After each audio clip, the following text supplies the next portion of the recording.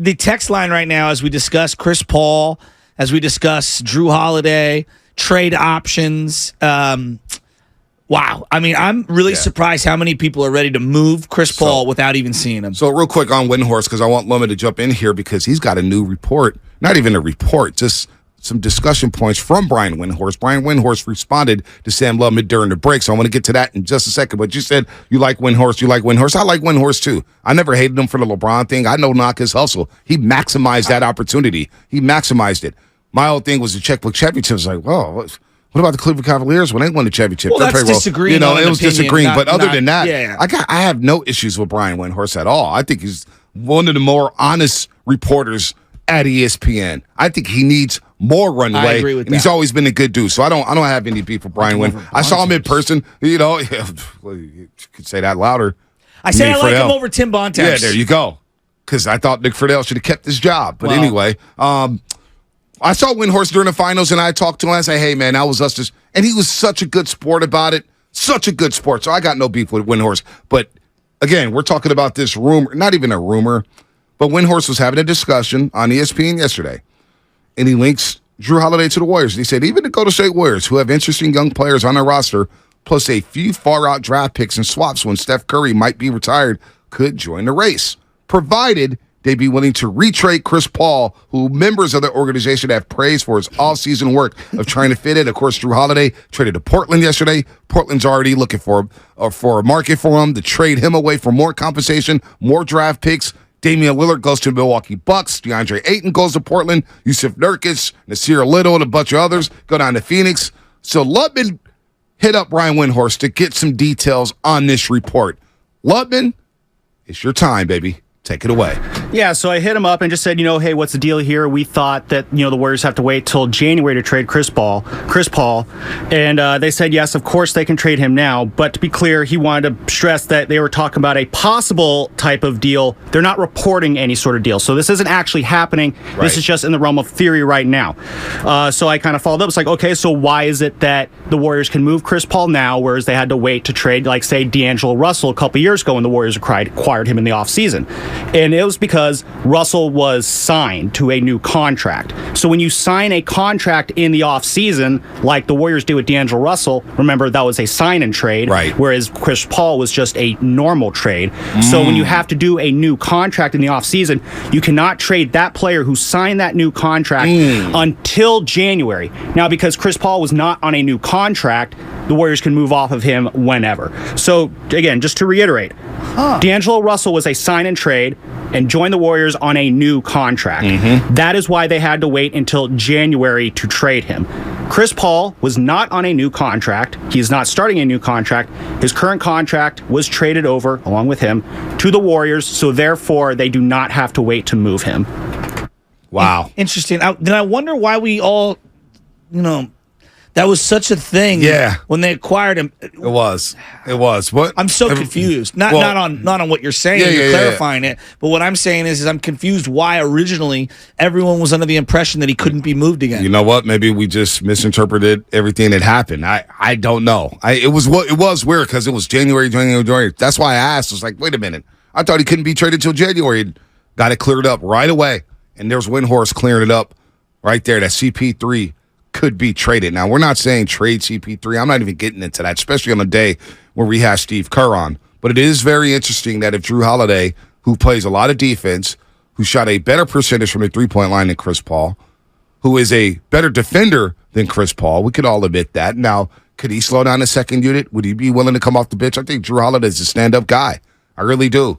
That'd be very, very intriguing. But I think a lot of Warrior fans, as our YouTube poll question, over 130 votes so far, would you be okay trading Chris Paul right now without seeing him play a game? 68% says yes.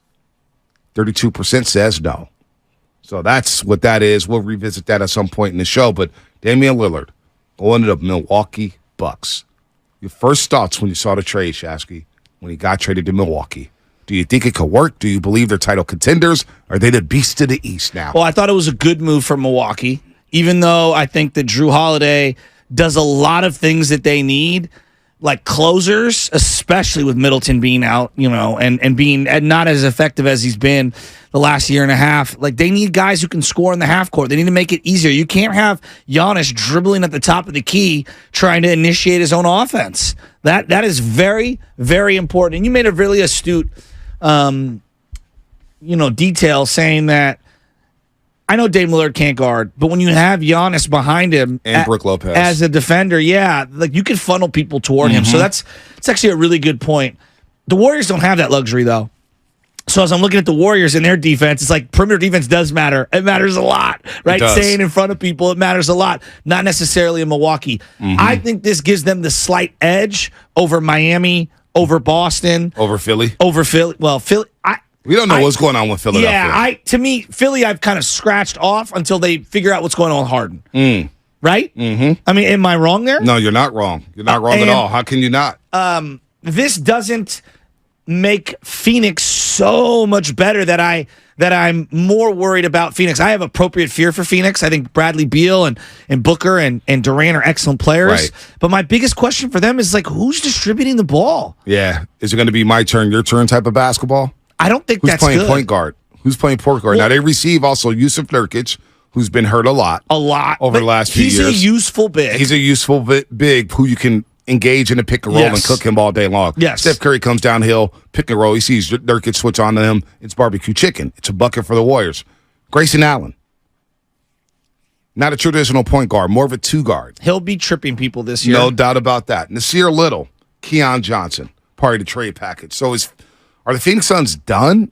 Very strange trade from their end, in my opinion. Why? It just felt like DeAndre Ayton could fit better with what they had. They were done with Ayton. When I went to the game 7, whatever it was, when they lost. The fans were done with them? Fans were done with Monty Williams and with DeAndre Ayton. But Monty Williams is gone. No, I know, but I'm just telling you, like, their perspective. No they thought he had quit on the team and he was immature in this. Not to the exact same degree as Warrior fans and Jordan Poole, but like if a fan from outside the Warriors came up to you and was like, "Oh, Jordan Poole, what happened?" A lot of people were done with him. Yeah, they were. He was unplayable for them anymore. But the way I look at it is, forget the fans for a second, because I get why the fans would be done with him. You pay him all the money. He's a homegrown talent, and he's quote unquote quitting on the team. Forget the fans for a second. They had a whole brand new coaching staff. Greg St. Jean, Frank Vogel's the head coach. Greg St. Jean is the assistant coach. And Vogel does like bigs. You think about his tenure, his run around the league, he's had bigs, whether it was Dwight Howard, Anthony Davis, whether it was Indiana and Roy Hibbert and those guys and David West. He does like bigs. So it was very interesting to me. It was like, this close to training camp, and you move off of Ayton. I guess you wanted to free the money up because Nurkic's book money is going to come off the books at some point. So very interesting. I do think Portland did what they had to do. And I think Milwaukee did what they had to do. Is Portland good enough to worry you at all? No, they're not good enough, but I understand what they're doing. They had to give the keys to Scoot Henderson. They maxed out with Damian Lillard. They maxed out with him as their leader of the franchise. Yes. And he was a great ambassador for that city, but they maxed out. It was time to move on. What's so funny? I'm just being called the Grayson Allen of the Bay Area. Why are you focused on that? Because I love jokes like that. Who cares? The thing with Dame Lillard, it's not even a good joke. It's terrible. People say, "Oh man, you're this." I despise Grayson Allen. Yeah, he drives me nuts. No, but Damian Lillard in Portland, it's interesting. Like, he wanted to have his cake and eat it too. Like, he signed this big extension there. He kept talking about loyalty. He's taking shots at the Warriors at every turn. Yeah. Like, anytime I critique Dame a little, it's like I hate him, and I'm just like, I don't hate Dame Lillard. Right. I just find him to be very inconsistent. And in terms of what? Well, in terms of, like, he's had this small man's complex about his entire career when you contrast it to the Warriors and Steph Curry. And I understand it's like he's from Oakland and he feels that maybe, Steph has all the things that he wants, right? Like love from the city of Oakland and the Bay Area, championships, like they've gone at it in the playoffs. Mm-hmm. But like, you're not some underdog. Dame, like, you were drafted 6th overall. Yeah, but he's an underdog in the sense that he wasn't recruited highly. He goes to Weber State. He goes to Portland. Yeah, but he still goes to Portland. He has been a 1% of a 1%er in life for 11 years. Okay, get rid of the draft pick for a second.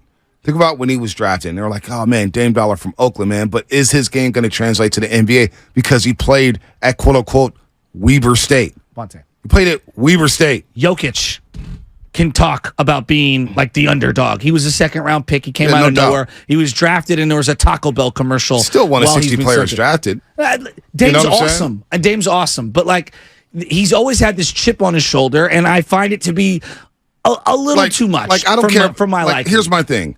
And you are listening to 95.7 The Game, KGMZ, FM, and HG1 San Francisco, always live on the free Odyssey app. Twitch and YouTube, powered by First NorCal Credit Union. Just log on and search 95.7 The Game. Be sure to like and subscribe to the channel while you are there. And shout out to the Comcast Business Text line. We see all your texts. We see them coming in, man. Thank you for the participation. We always appreciate the texts, even when there are haterade texts out there. But no, Steph Curry, would you consider him an underdog? You don't because of the draft positioning? No. Your dad was an NBA player. You were taken 7th overall. But again, this is my juxtaposition. Yeah, see, my position is he didn't get recruited at all. Virginia Tech, his dad's alma mater, was like, okay, we don't even want your son. We don't think it's going to translate well. Like, you got to go to Liverpool Davidson. Okay. I didn't know where Davidson was until Steph Curry played. Well, of course. So you carry a Davidson team to the heights that you do, and then you're this little guy where, you were picked 7th overall, but, boy, is his ankle's going to hold up. Boy, is that game going to translate to the NBA? You're not going to be able to get away with shooting threes. You're not going to be able to get away with that small frame. He had to work and work and work and work and work and work and work. So that chip that they have on their shoulder, it doesn't draft positioning, sure. We've seen a lot of guys get drafted high and be bust. They use that underdog mentality to maximize their potential. Dame Lillard going to Weber State. Think about that. You're Weber State in your top 6 pick. And you go to Portland, they're like, "Oh, I mean, Larry Bird went to Indiana State. Like this is the NBA has this all over. Like it's kind of an underdog story. When you get drafted in the top 10 of a sport, you cannot be just my particular position. You cannot be considered. He's an underdog in life. What? He's an underdog in the game of life. Well, that's a different story. Yeah, but then that's you're what over I'm here, saying. and then after the entire time of the Warrior run, they've gone through you like a hot knife through butter. And you've been hating on super teams at every single turn. You've spoken about loyalty like Steph hasn't been loyal. And to me, I interpret that as shots. Well, he was shots at Kevin Durant. He said that it's also shots. There's been subtle shots at the Warriors. Yeah, no doubt. But he also took shots at Kevin Durant, which I didn't like, saying that, hey, if I was in Kevin Durant's shoes, I wouldn't have picked the Golden State Warriors, where Tom Brady went on a walk with Kevin Durant was like, go to the best team. Well, it's not lost on me that some of Steph's greatest, finest moments in the playoffs came against Dame's teams. No doubt. But Dame is still a good player. Dame is still a very good player. He's an all-time legend. Whether he's in top 75 is debatable. He's one of the greatest Portland Trailblazers ever. And when he has the ball in his hands in the last 4 minutes of the game, you fear him because he makes big shots. Of course. He makes big buckets. But when we're separating and isolating the greatest of the greats, like whether we're talking about CP3, Isaiah Thomas, whatever, all these little accolades, when we're comparing the greats, not when we're comparing him to Jordan Poole. I mean, Dame Lillard's infinitely better than Jordan Poole. Doubt. But like when we're comparing the great of the greats, Dame's resume and body of work falls short. It does fall from a short, lot of those guys. which is why he realized, you know what, it's not going to happen in Portland. They've made some bad moves around me. I've been patient. I've been loyal. It's time to go, which I understand completely. And now he gets to go play with Giannis Antetokounmpo. Well, and that's the part where I would say to you, I'm glad that he finally came to that realization. It just feels in retrospect, maybe he realized now he's a little hypocritical to do the same thing to Kevin Durant. No doubt. But he didn't pick Milwaukee. He got traded there. Well, you know what I'm saying? He demanded a trade, and he wanted to go to Miami. Make it out like but it wasn't Kevin Durant signing as a free agent with the Warriors. He got traded there. Milwaukee wasn't his place of destination that he wanted to go to. And neither was Oklahoma City to be the destination for Kevin Durant. Kevin Durant wanted to be in Seattle. Yeah, no doubt. But we don't know where Kevin Durant wanted to go. We honestly don't know.